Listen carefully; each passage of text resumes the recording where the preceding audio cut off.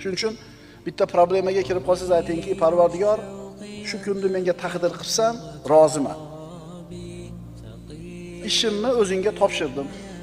O'zimni senga topshirdim. Rahmatingga ishondim. Seni hikmatingga ishondim. Adolatingga ishondim.